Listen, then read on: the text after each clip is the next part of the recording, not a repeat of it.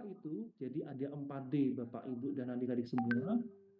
Pertama dysfunction, kedua distress, ketiga deviance, keempat dangerousness. Saya akan menjelaskan satu-satu ya.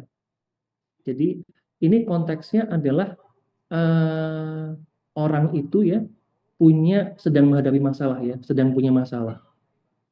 Nah, saat kapan dia harus datang mencari bantuan ke pihak profesional yaitu ke psikiater atau ke psikolog, yaitu yang pertama dysfunction. Artinya apa?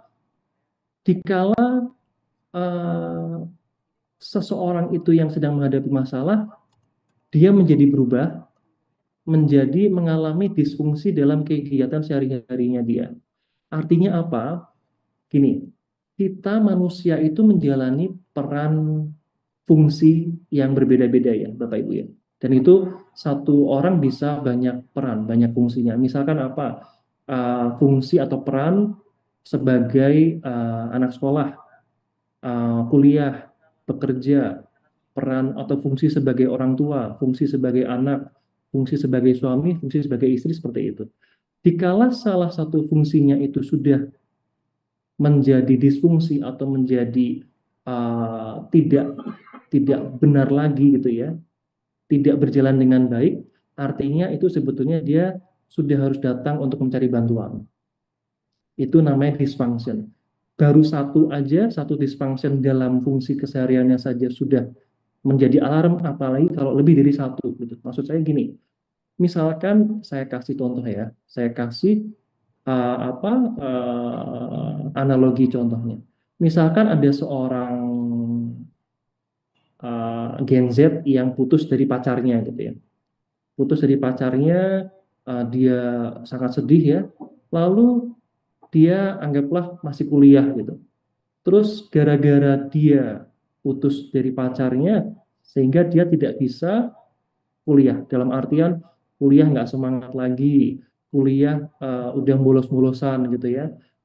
Nah itu berarti fungsi akademiknya sudah menjadi bermasalah ya. Itu sebetulnya sudah menjadi alarm atau tanda dia sudah harus datang mencari bantuan ke profesional. Itu contohnya untuk dysfunctionnya. Lalu yang kedua, distress. Distress itu artinya apa? Artinya seseorang yang mengalami masalah sudah mengalami distress, itu kewalahan itu Pak Ibu adik-adik ya. Kewalahan artinya masalah yang dia hadapi tidak bisa diselesaikan sehingga lebih besar daripada kemampuan dia menyelesaikan masalah itu. Artinya dia menjadi stres. Yang ketiga, deviance atau memunculkan keanehan atau hal yang tidak biasa pada individu tersebut. Maksudnya gimana? Misalkan gini, anggaplah anak kuliahan tadi itu ya, orangnya aslinya, maksudnya sehari-hari itu orang yang ceria, sangat ceria, rame, heboh. Misalkan kalau dalam suatu perkumpulan gitu ya, dia jadi orang yang rame, bisa guyup sama semua orang, bisa kenal semua orang gitu. Lalu setelah dia punya masalah itu, dalam artian dia putus dari pacar, tadi contohnya ya, dia menjadi berubah. Yang tadinya itu sangat amat heboh, bisa guyup sama semua orang, bisa uh, kenal dengan semua orang di situ gitu ya, rame ya, tiba-tiba jadi murung. Jadi murung, jadi menarik diri, dia tidak mau untuk berinteraksi dengan orang lain gitu, itu berarti sudah memunculkan keanehan atau deviance ya istilah. Lalu yang keempat, dangerousness. Artinya saat seseorang itu punya masalah, itu memunculkan suatu hal yang membahayakan diri sendiri dan orang lain. Sekarang nih menjadi pertanyaan ya. Uh, yang pertama, contoh apa saja yang kira-kira menjadi perilaku membahayakan diri sendiri? Bapak, Ibu, dan adik-adik, silakan. Biar nggak ngantuk ya, biar bangun semua. Contoh apa perilaku yang membahayakan diri sendiri? Boleh chat di kolom chat. Berkendara kebut-kebutan, betul sekali Mbak Hamimah. Lalu yang langsung aja kali ya. Lalu yang lebih levelnya lebih tinggi lagi, misalkan self harm ya. Self harm bahkan yang, nah betul, buah Yuningsih ya, bunuh diri. Level tertinggi membahayakan diri sendiri adalah bunuh diri, Bapak Ibu ya. Itu makanya sangat sering ya, banyak ya kejadian sekarang fenomena bunuh diri di masyarakat. Itu karena apa? Karena sebetulnya dia sudah eh, istilahnya apa ya? Dia sudah berada dalam kondisi yang desperate ya. Jadi artinya sudah sangat kewalahan. Sebetulnya dia sudah datang ke profesional jauh sebelumnya gitu. Artinya sebelum bunuh diri pasti dia sudah menunjukkan suatu gejala tertentu gitu ya. Nah, kalau betul tadi Bu Wahyuningsih bahwa kalau level tertinggi, level terparah membahayakan diri sendiri adalah bunuh diri. Lalu kalau misalkan membahayakan orang lain, contohnya apa? Contoh perilakunya. Ayo Bapak Ibu dan adik-adik. Perilaku kekerasan, Mas. Kekerasan, betul.